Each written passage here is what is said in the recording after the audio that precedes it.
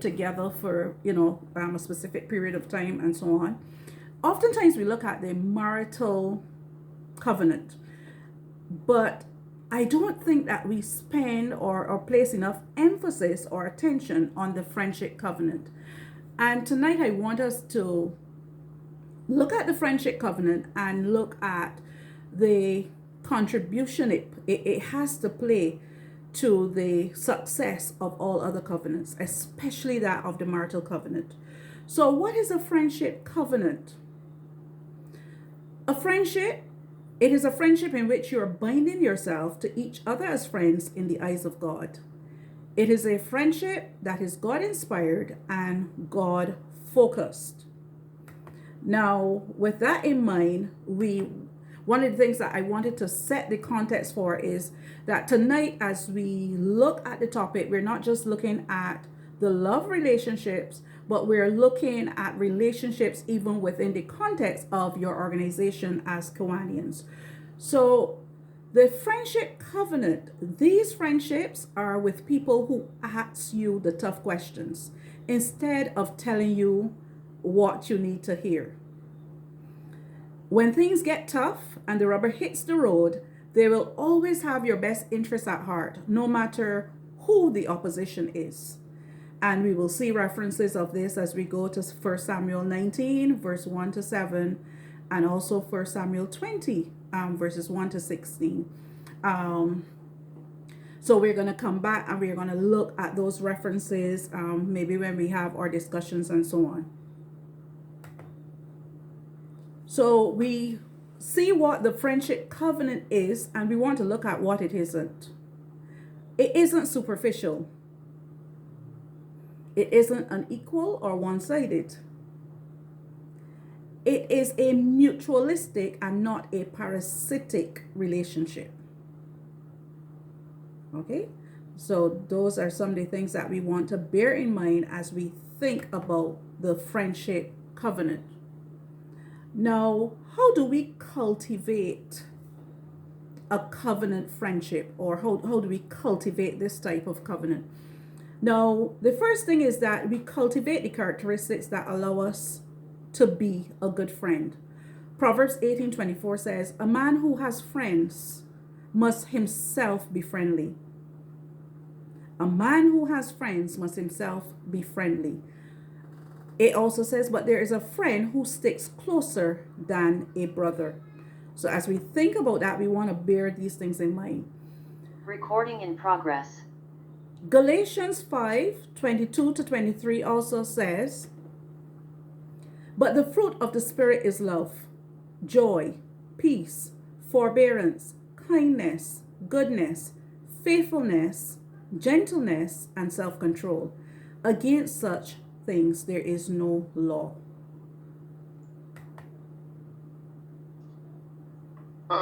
May I interrupt here, Ms. Outram? Sure, go ahead. Yes, we are not seeing your screen. You're not seeing. Slides. You're not seeing Your my slides. slides? No. What you can probably do is check at the bottom of your PowerPoint and click on the book, which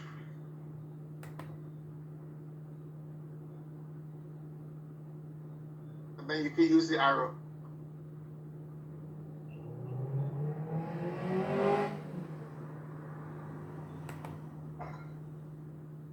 Are you seeing anything now? Yes. Be honest. That's what is up now. Are you seeing it now? Yes, we are now seeing it. Okay. Okay. All right, so let me just go back a bit. So how to cultivate, I'll go back to how to cultivate a covenant friendship. So first of all, we cultivate the characteristics that allow us to be a good friend. Proverbs 18:24 says, "A man who has friends must himself be friendly." It also continues to say, "But there is a friend who sticks closer than a brother." Galatians 5:22 to 23, "But the fruit of the Spirit is love, joy, peace, forbearance, kindness, goodness, faithfulness, gentleness, and self-control. Against such there is no law."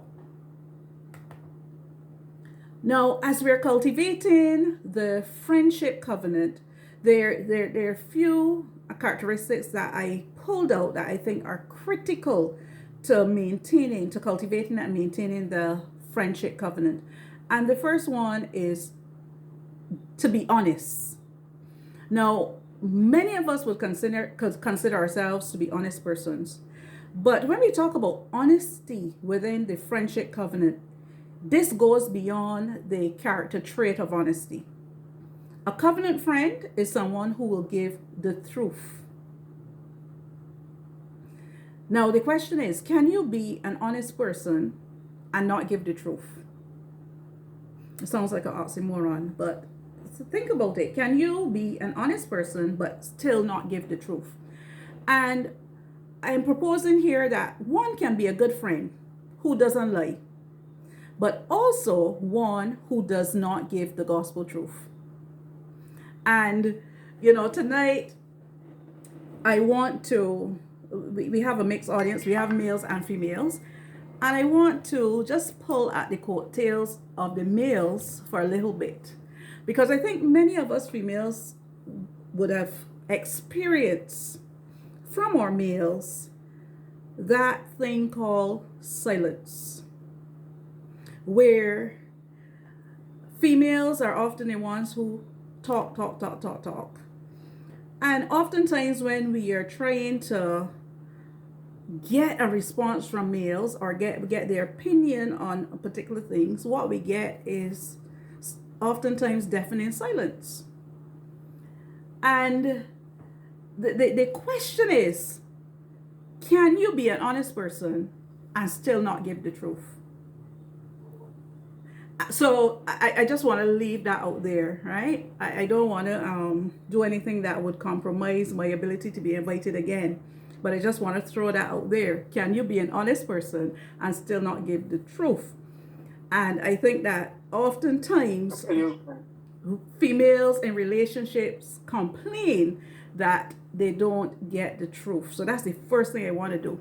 I want to pull at the coattails of the males from that angle and say that sometimes our males give us silence as opposed to the gospel truth. And yet, in many instances, they are our friends. Now, to be fair and balanced, I also want to pull the skirt tails of the ladies. And I want to ask the question, are we as females prepared to hear the truth? How do we respond when we get the truth? Because if we're looking at the critical covenant of friendship, and one of the characteristics is being honest, and we are looking at honesty from the perspective of hearing the gospel truth, getting not someone who tells us what we want to hear, but somebody who tells us what we need to hear. And oftentimes men say that we as females prevent them from telling us the truth. I hear that a lot in relationship coaching. Man, women don't want to hear the truth. Man, women don't like to hear the truth. Man, women just make me tell lies. Because when we tell the truth, you don't believe us, or two, there is some penalty. Okay? So the characteristic of being honest.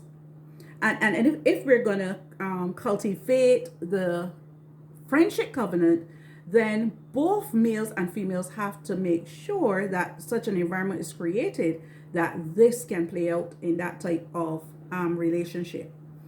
Now, we create stronger bonds when we cultivate our ability to open up honestly to our friends. We create stronger, and I would say longer lasting bonds when we're able to do this. Secondly, I would say in cultivating the friendship covenant, we need to be a place of refuge. A place of refuge. Oftentimes in our relationships, and as I do coaching, being a place of refuge, it means creating a safe space where people can come to you in times of trouble. And as we think of the love relationship, women want a space that they can come to they want to know that they can come to their male partners in times of trouble and have a safe space where they can share their hearts, share their issues, and so on. And similarly, men want to have that safe space. Now, I was doing a project last year where I was creating journals for, there were prayer journals for males and prayer journals for females. And one of the interesting responses that I got from males was that they wanted to support me, they wanted to purchase the journals, but they couldn't use them. And I was like, why? Why can't you use them? They said, listen, you know, if I write my prayers, if I really write what is happening to me or what I want to pray about in that book, you really think that I could continue living in my wife's house? Listen, women don't give you no space to be truthful or to really, as soon as you write something, it then will become a general meeting. One man told me he'll be having lectures at 2 a.m. in the morning about things that he write in his own book. But the men are saying on this flip side, if a woman has a prayer journal, a man will respect that as her private book. Just as a man treats a woman's handbag, he doesn't want to go in there. Most men will not look in that book. I remember my own pastor because his wife, when she got hers, you know, he came to me and he said, I saw that pretty journal in my house, but you know, I didn't touch it. I saw your journal in the house, but I didn't touch it. I said, why? He said, no, that's female thing, man. That's female thing. I don't, you know. So I want to throw that out to us as we think about the critical covenant, that we must be a place of refuge. And in creating that safe space where people can come to us in times of trouble, then we must reconsider how we currently operate. Do we truly give our spouses that safe space? And I am lobbying for that safe space for men as well as women, because men are saying women have that safe space, but in the same token, women do not give men a safe space. So that is something that we must look at as we look at the critical covenant. Covenant friends seek you out in times of trouble. A covenant friend acts as a protector. A covenant friend acts as a protector. As I do relationship coaching, one of the things that I recognize in many of the relationships that are struggling is that they've forgotten many of these principles, many of the principles that are necessary for friendship. I think, you know, persons focus so much on getting married, you know, having the wedding and so on, and then in the day-to-day wranglings, let me call it that, the day-to-day activities, people forget that, okay, hey, we are friends. We are supposed to be on the same team. So a covenant friend acts as a protector. And as we read in 1 Samuel 18, as we read the story of Jonathan and David, we will see that they each had a responsibility towards each other, right? Covenant friends seek you out in times of trouble. They cannot sit idly by and ignore or watch your demise. Your demise is their demise. Covenant friends work through problems and come up with solutions. And you will notice all of this as you read through Jonathan and David. You read through their friendship. When you read through the covenant that they had with each other, one of the things you'll notice is that even when Jonathan's own father was the opposition to their friendship, the bond that they had with each other meant that Jonathan had a responsibility to protect his friend David, even when it meant that his own biological father was the enemy. All right. And you will notice as you read, you'll notice how David and Jonathan sat down and they discussed and they worked through what was happening until they were able to come up with a solution. Jonathan said, okay, well, you hide in the field and, I'll get a boy. And if you hear me say this, it means you're okay, you're safe. And if you hear me say that, it means you have to run. They worked through the problem until they came up with a solution. So it is important to be a place of refuge. Seek them out. Covenant friends should seek out each other. This type of friendship is not affected by time or distance. One must be sensitive to changes. Notice when a friend goes silent. Seek out a private audience and ask if they're okay.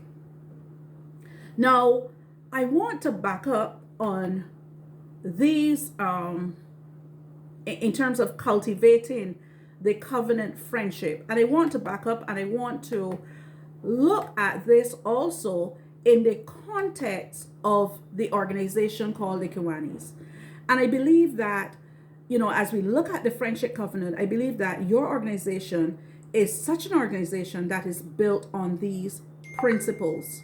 So one, as we think of the Kiwanis organization, we want to be members, or we want to be persons who, first of all, cultivate the characteristics that allow us to be good friends. As we look to build the organization, as we look to get new members, it says a man who has friends or who wants to have friends must himself be friendly. So we must remember that critical covenant when we are seeking to attract other persons towards the organization. Then there's the loyalty. But there's a friend who sticks closer than a brother. There must be that connectivity as we look to grow and build the organization. The fruits of the Spirit, the characteristics that we need to have. I heard the gentleman mention, generosity. There are certain characteristics that must be fundamental as we look at the critical covenant and we look at it within the organization. It is no coincidence that the Kiwanis Club North would have, what was significant, what happened for you in the month of love. I think it's important that you continue to build on that event. But the fruit of the Spirit is love. And you are the love club. And following love, you have joy, peace, forbearance, kindness, goodness, faithfulness, gentleness, and self-control. And I can add to that generosity. Okay? Now, as we think of these characteristics, I'm sure that there are many things that you do as an organization that would allow you to demonstrate these characteristics. I am sure that you have your club meetings. You will have events where you will be celebrating and there would be the joy. You will have your times when there are times of peace. There are times where you may have the forbearance. They might be, as we are at this time, there might be, let's say, challenges that we are facing even as a nation. And we have to hold strain, right? We have to make sacrifices. We have to go beyond the call of duty. The kindness that we ought to extend to each other and to even those who are not members, so that they could become or would want to become members of the organization. So it is important that as we think of the covenant friendship, that we understand that even as an organization, these are the things that we must remember. These are the things that we must be practicing so that we can continue to build the organization. The honesty and the integrity.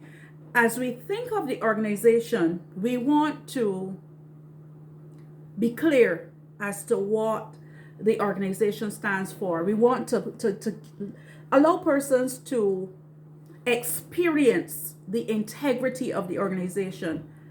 Every interaction with a member, every event, persons must be able to get the gospel truth of what the organization represents. Because sometimes we can exist as an organization, but people still not know what we're about. I don't know if this has ever happened to you, and maybe as you think about your personal relationships, You can be in a relationship and realize that, wait, hold on, but this person doesn't know me.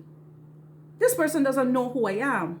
What they are saying about me, or what they're accusing me of, or what they're expecting me to do does not represent who I am. It is not the gospel truth. It has been tainted, it has been smeared, it has been twisted. There has been some compromise. So as we think about the honesty and the integrity of the organization, I'm not sure what the legal names of the documents that you will use to represent your organization, but what we want to come forth all the time is exactly who you are as the Kiwanis. What does it represent? What does it look like? Persons who want to become members, what do you expect of them? How should they be shaped? How are they going to be shaped, as individuals, as they become part of your community? So by doing so, we create stronger bonds. By persons knowing exactly who you are and what you stand for, it builds stronger bonds, and I would say longer lasting bonds, because sometimes we tend to forget who we are as we look at our love relationships and so on. We are impacted constantly by external forces. And even as we look at the covenant friendship between David and Jonathan, one of the critical elements that I looked at was the fact that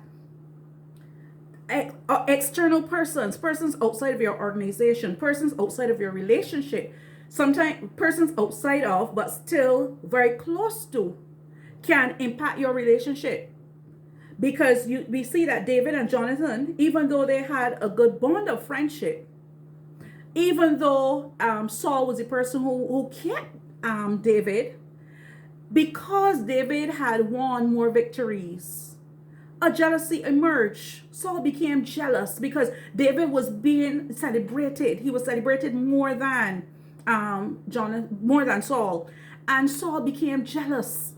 So even somebody as close as that could then cause some level of threat or compromise the relationship. So it's important that we create strong bonds. It is important that we constantly remind persons of the integrity of the organization. This is who we are, and we constantly protect the organization and protect our relationships from external forces, external factors, and external threats. Being a place of refuge, it is important as an organization that you be a safe place, a safe space where people can come to in times of trouble.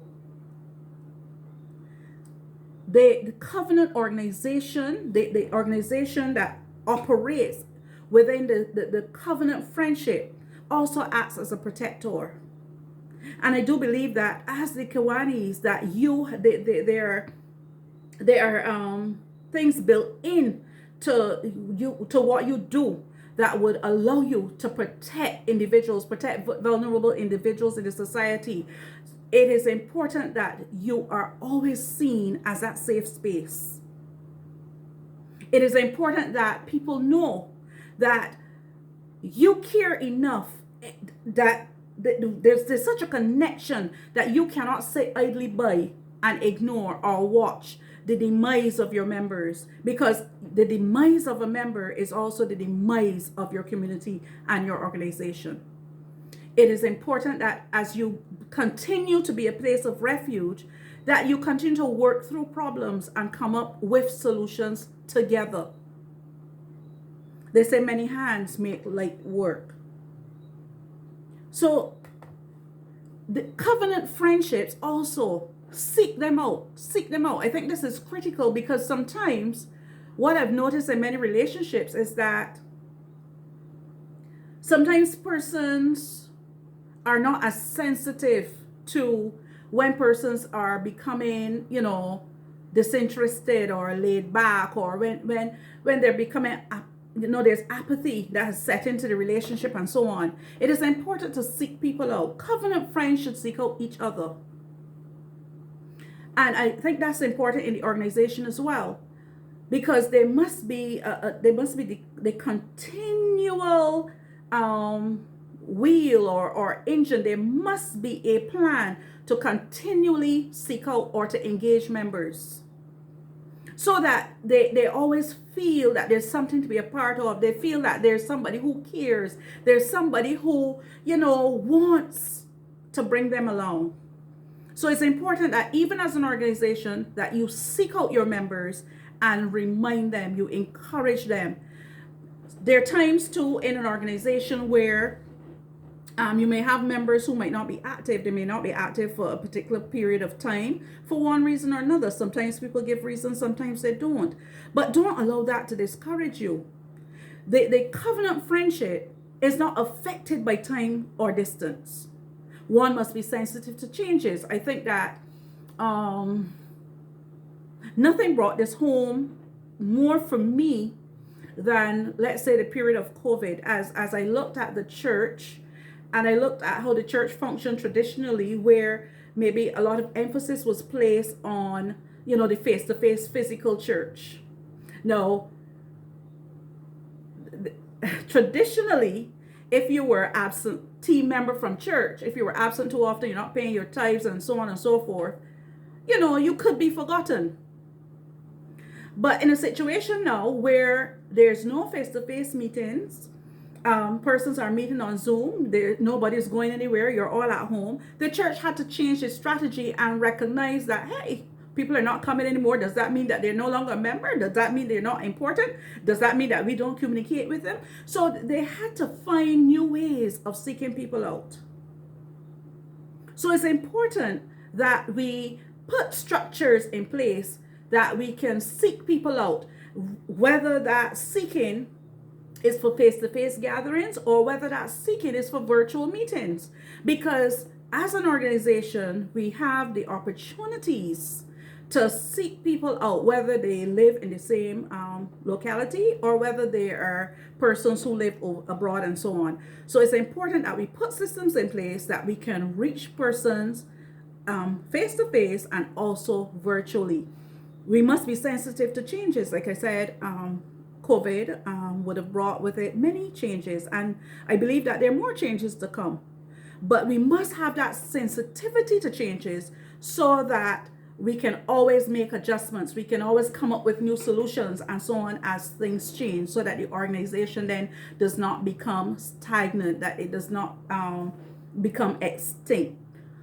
Also, we must, with that sensitivity, we must be noticing when people go silent, when persons who may have been contributing, persons who may have been active, when things change. Notice when that happens. Seek out a private audience and ask if they're okay. It's as simple as that. Yeah, you can't necessarily force a person to tell you if they're okay or not, if they don't want to. But at least on the organization's part, there must be that willingness to show that you care and to ask that question. And the same holds true for the love relationship. So in conclusion, the covenant friendship can also be cultivated, like I said, within organizations. And I do believe that the Kiwanis Club North is such an organization. I pray that these tips will be helpful as you continue to build and grow your friendship community. May the critical covenant of friendship be the bond that glues all Kiwanians together from time to eternity. Thank you, and I turn back over at this time to Madam Chair, Wendy, Aline. And I turn it back over to Kia Calvin. Thank you. Thank you. Any questions? We're now open for questions. Or you may have a comment.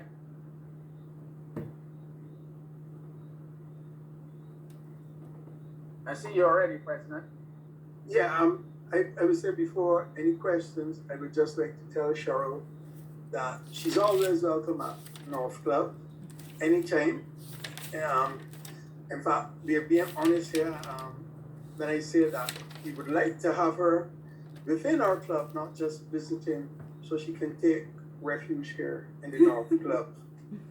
Thank you. I would like you to perhaps expand a little bit more about this issue of silence on men and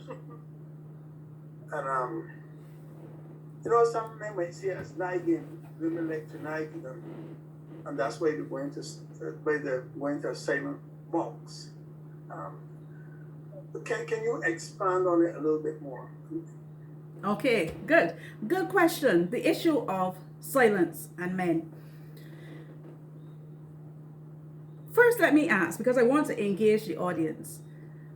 For the females who are here, is there any female who's brave enough to admit that maybe that might be a challenge in your relationship, where you would like your husband, your spouse to talk a bit more, but they don't talk as much as you would like? Yeah. Are there any females who can identify with that?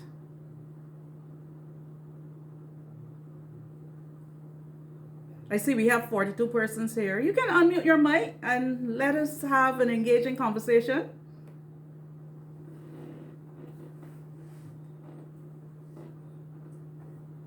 Okay, nobody's ready to talk yet.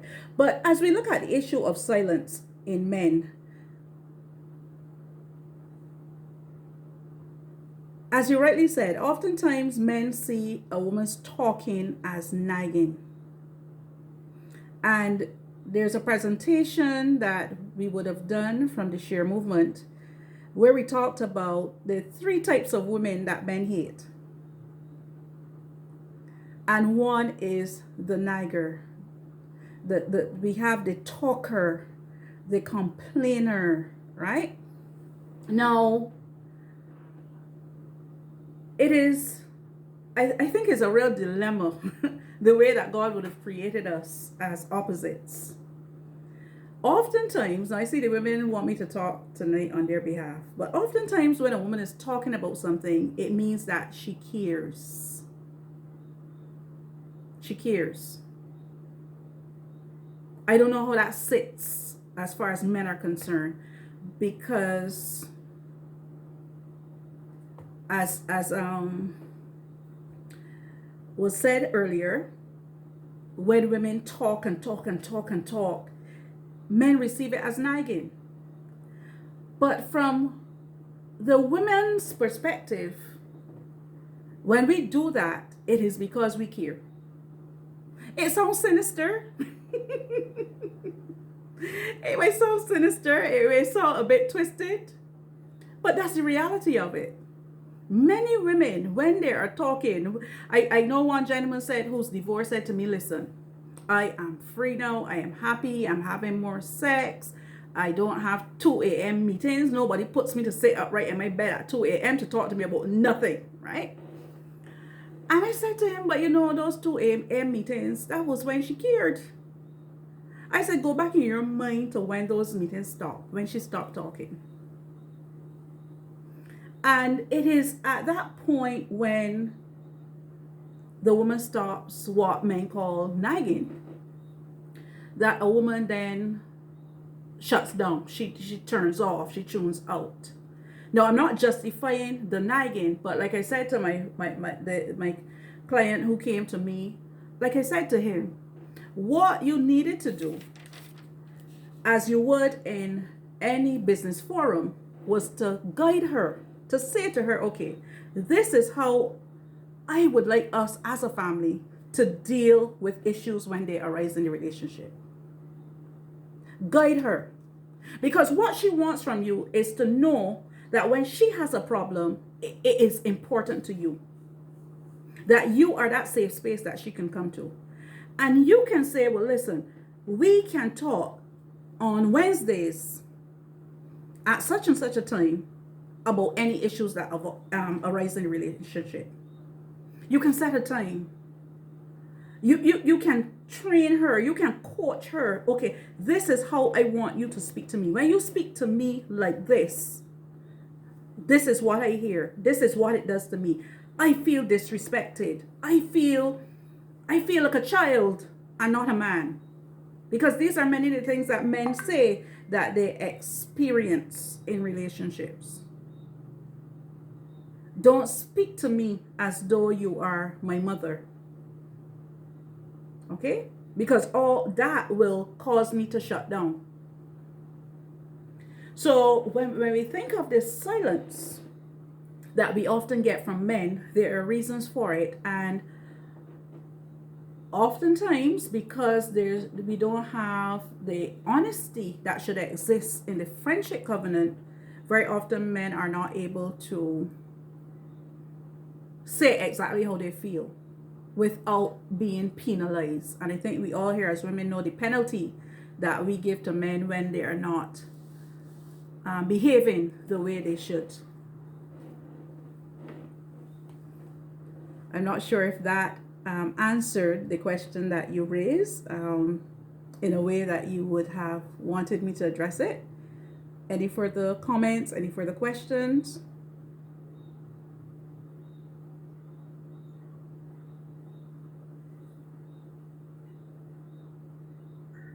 While others perhaps gather their thoughts, let me throw out another comment / question.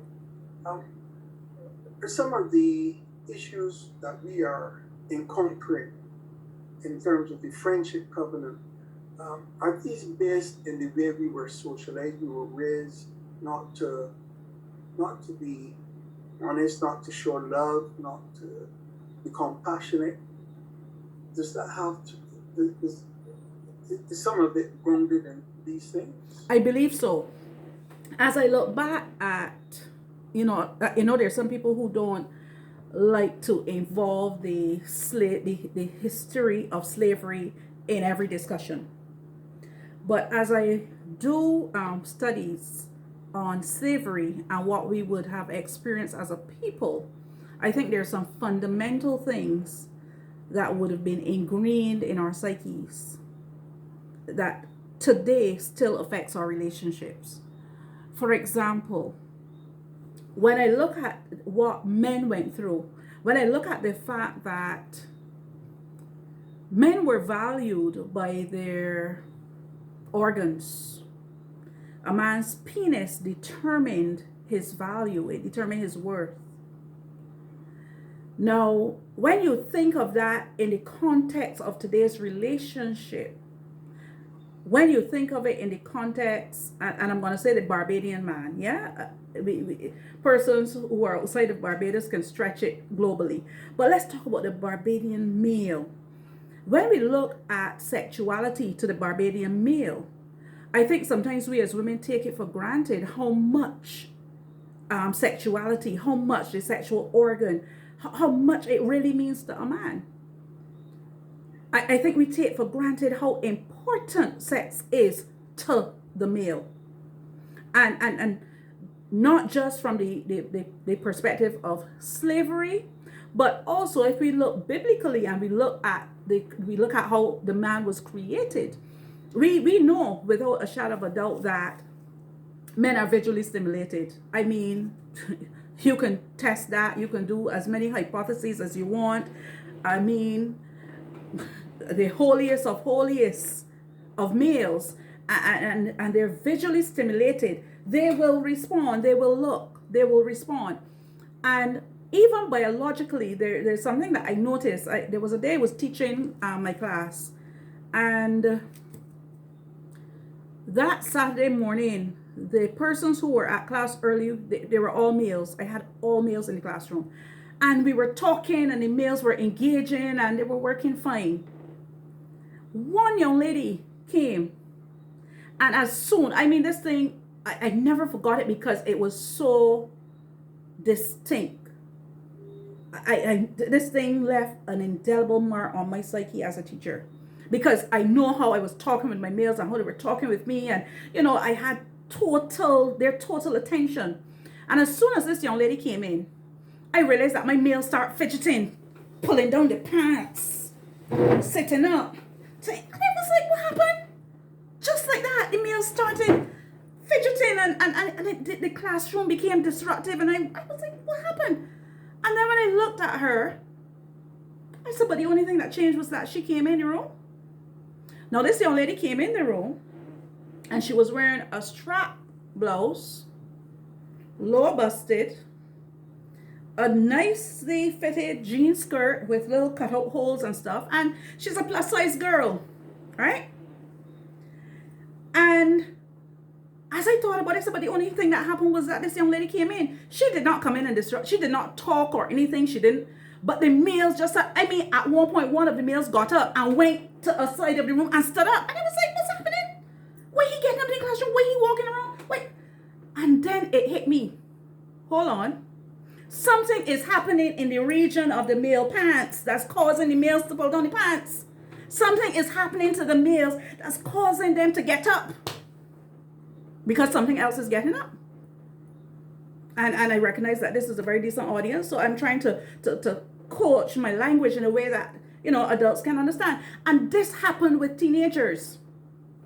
And I'm saying, if we understand the biological makeup of the male and so on, we would understand then that oftentimes we are unreasonable and unfair as females to expect males to have the same reactions and responses as we do. So I think we have to look back, first of all, at the biological makeup. That's one. I mean, let's go back to Genesis. When Adam saw Eve, he said, wow. And understand, if we look to present day at how males behave when they see an attractive woman, it is kind of the same. It's the same thing, right? Now, when we look, as I mentioned, slavery and some of the things that men went through in slavery, how men were valued as far as their sexuality. When I look at the fact that males were used as breeding studs, males were, as long as, the males were, the sole purpose of the man was to breed a woman, was to get her pregnant, was to produce people for the slave labor, right? So the males were used to impregnate women. They were not seen as human beings. They were seen as objects to impregnate women. So you had a situation where males were moved from one woman to the next woman to the next woman. As soon as he got a woman pregnant, the male was then moved to another woman. They were not allowed to bond. That critical covenant, that friendship was not allowed. That was not allowed. Don't stick up. Move, next woman. So when we look at the Caribbean culture, when we look at things like horning and cheating and stuff, we have to go back and recognize, okay, this is why it is happening. So the other thing that happened to the females also was that when the woman gave birth to her child, that child was taken from her and placed with another woman. So there was no maternal bonding there either. So you have the whole friendship issue, not just being a struggle for the male and the female, but also being a struggle oftentimes for mother and child, mother, father, and child. Okay? So these are some of the psychological things that we have to, unpack and understand and begin to rebuild our own families, begin to rebuild our own communities. Because we have been impacted severely, sometimes without even recognizing those impacts. So when we think of our relationships, that's why I wanted to bring the topic and bring it the way from the context of the critical friendship. Because many times, like I said, persons who are married forget that they're supposed to be friends. They forget that they're supposed to be friends. It is so important that even before as I meet many couples who are about to get married and so on, as I ask the pertinent questions, I recognize, sometimes we as females are guilty of wanting to be married because of what that represents, wanting to have the ring, wanting to have a wedding, wanting to, have certain things.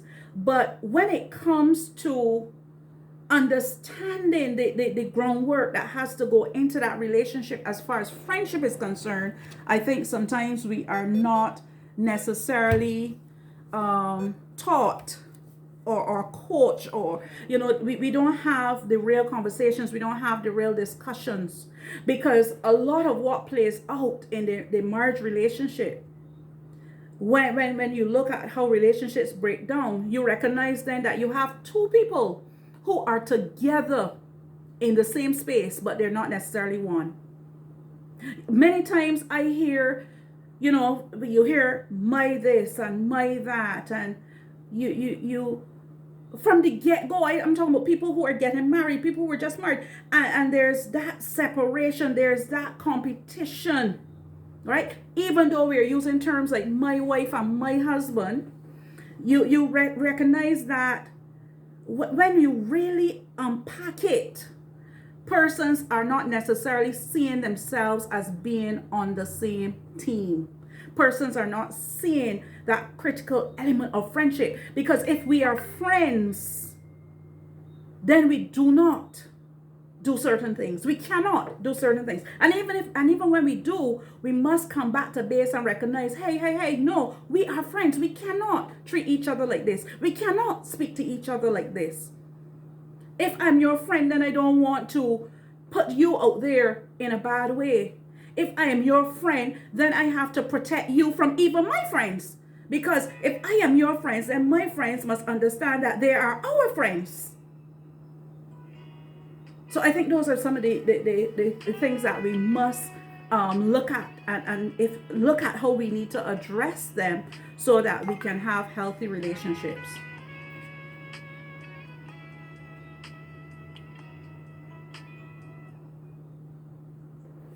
Any other questions?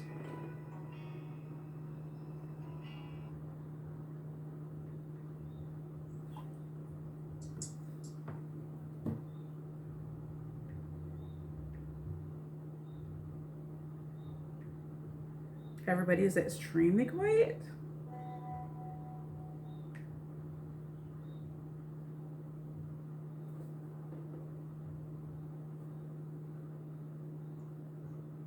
Okay, Calvin, you're speaking, but we're not hearing you. You're muted.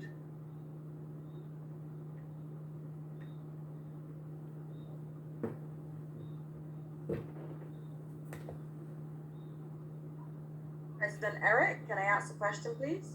Yes, go ahead. Right. Is it Mrs. Outram or Miss? Miss Outram, thanks. Right, Miss Outram, yes. I wanted to ask your perspective about this submissive business, because I've struggled, I've wrestled with that for several years, and I'm single, but I've struggled with that. So can you speak to that, please? The issue of submission as a woman, many of us as women struggle with it because of how it has been presented. The issue of submission, oftentimes when women hear it, women hear subservience. Submission means that the man will be telling me what to do. But if we know, I would say the issue of submission comes from the Bible. And if we look at the Bible in the total context, the Bible says that both parties in the relationship must submit themselves one to another. So the submission must be the male submitting to the female and the female submitting to the male. And even as we look at submission, it goes even further to say that when you're married, your body, the woman's body is her husband's, and the husband's body is the wife's body.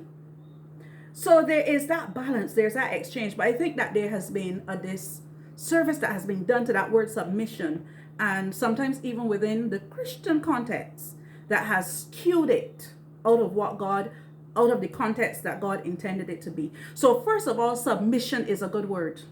And submission is in the marital relationship, in the love relationship, it is supposed to be dual. It is supposed to be mutualistic. That's number one. Number two, when we talk about submission, for me as a woman, when I think about the word submission now, I will confess that I did not always understand it, and I still struggle sometimes, because given the context of our culture, a lot of feminist ideologies have been pushed at us and are being pushed at us. When we hear the scripture, we are to be in the world but not of the world. Oftentimes I say to Christians, but hey, it's all right to quote that. But when we really look at what we believe and what we practice, many of us as Christians are the world because we really operate with the same standards. We operate with the same standards. We drink the same Kool-Aid. We buy the same philosophies. So I didn't always understand what submission meant or what it looked like. But on deeper study and deeper revelation, I recognize that as a woman, submission simply looks like acknowledgement and respect for the male. As a woman, submission is simply me acknowledging him. Okay, so, all right, for instance, I was raised by a very independent mother. I've never seen my father give my mother money. I've always seen my father drop my mother to the supermarket. My mother would go and do the shopping and so on and so forth. And what that communicated to me as a child was that I spend the money. I make the decisions in the supermarket. I do all the shopping. When it comes to the things being done around the house, my mother, oftentimes how it looked to me as a child was that my mother told daddy what to do. I don't know what happened in their bedroom when the doors were closed and whatever, but as a child, my mother was the manager, my mother was the instructor, and that for me, the way I received that was that as a wife, I do everything, right? And as I grew older and I would have failed in many areas. And having to look back over even my own experience, I recognize, wait, hold on. But I never asked his opinion. But I never included him. I did it and I expected that he would have been happy. And I want to bring our attention even to something as simple as even having children. Oftentimes, the decision to have children or to go that, oftentimes we as women are the ones who make that decision. And sometimes we make it simply by not making the decision not to have one, if you understand what I'm saying. But in many relationships, there was no conversation with the male about his desire to be a father, or what that looked like to him, or what that responsibility, was he ready for that? So for me, I think the submission from a woman has to be the acknowledgement. Acknowledge him. It could be something as simple as the color to paint the house. I remember one story of a male who said to me, listen, I don't know how I got here, but this is what happened. He was working at an organization. He was invited to a staff party. He went to the staff party at his boss's house, met this female. They talk and, one thing led to another. He said, and then they got married. He said he always had his own home because he came from a wealthy family and so on. And his father helped him. And he was a man from the time he, knew he was a man. He was a man. He had his own house and stuff like that. He got me married the lady and brought her to live at the house that was his house. He said to me one day, came home, and the room that I considered my room, my study, my room with my books, my library and everything, I came home and found it painted pink. And not only was it painted pink, but all my things were moved out. And he said all he did was that he walked right back out of the house and went and sit on my step and called his father and said, Daddy, come for me now. And he cannot understand. To this day, when he talks about it, he still gives me that look of trauma. He said, but I know what happened. I went out, come back, find the room paint pink, and all my books, everything out. And the house had changed up. My house. Right? Now all he did was went to this staff party, bring home this woman, marry this woman, bring her home, blah, blah, blah, and everything changed. And I've even heard stories of weddings where even the colors that we choose as women for the wedding, we don't necessarily remember that a man doesn't necessarily want to go down the aisle wearing pink. And even with the slogan "Real Men Wear Pink," that was a whole trick to introduce and to subconsciously introduce the whole gay movement. Because if you go back and research the whole pink movement, you'll recognize that the men in prison, the pink represented homosexuality. So that was just a trick to remove the lines, the clear lines between blue for boys, pink for girls. So even with that, what has happened more and more is that the acknowledgement of the male, okay, what's your opinion? What do you think about this? Even if he doesn't have one, the submission looks like acknowledging his opinion, acknowledging that he too should have some input and some say. So that's what it is for me. It is it is acknowledgement, it is respect. So therefore, when you think of it as a woman, when I think of it now, I don't struggle the way I used to, because I recognize, well, look, he too has that same responsibility to acknowledge me and to respect me. So it may be things that he might be, let's say he's the king of the gardens. Let's say he's the king of the maintenance of the home and so on. He might be buying a pipe fitting. So the acknowledgement might just look like, okay, so which one do you like? Would you like this and would you like that? Simple acknowledgement, as opposed to what we have been sold it as this whole idea of being subservient and a man telling you what to do and you can't go if the man don't want you to go and that kind of thing. No, that's not what submission is at all. When we look at the original intention of God. Thank you. You're welcome. And I think here is where I should submit that we should have no further questions and ask you, Miss Outram, to have a minute or two just for a quick wrap up.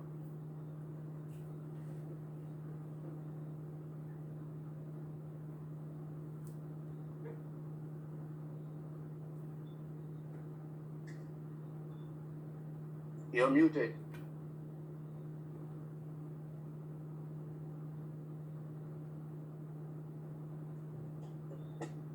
Right.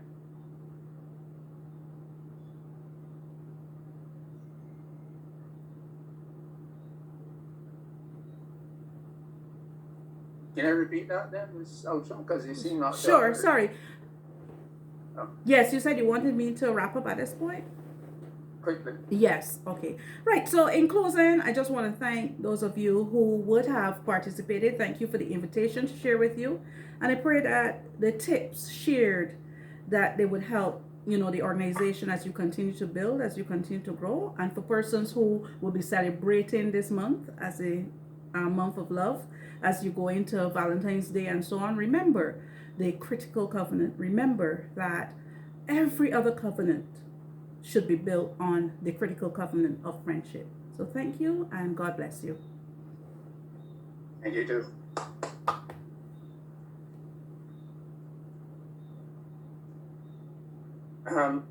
Let me say that, first of all, I like the road you use for presenting. When you spoke on relationships, not necessarily, you didn't confine your remarks to marriage relationships. So I know we are all pleased about that. I know too that in addressing the relationships, you never stayed on the word love. You used it, but you never stayed on it. I like the connection you made with Ioannis and relationships. Your presentation, I am very impressed with, and I like the entire presentation. I want to join the president in wanting to present Kiwanis Club North as a place of refuge for you, and hope that one day you will become a Kiwanian, and I will be referring to you as J. Cheryl. Thank you. Thank you. Thank you very much. And I hope that I can submit that you're not a feminist. No, I'm not. You may answer that. No, I'm not. Thank you very No, much. no, I think it's one of the most satanic things that have been done to women and to the family as a whole. I think the whole feminist movement has done a lot of damage to the femininity. Let me put it that way. To being a feminine woman, you know, I think that the movement has gone a bit too far, you know, in terms Yeah. of achieving their objectives. So, Right. Very much so. Very much so. Thanks once again. And thanks, dear Wendy, for inviting you. you and getting you to present tonight. Thank You're you. very much welcome.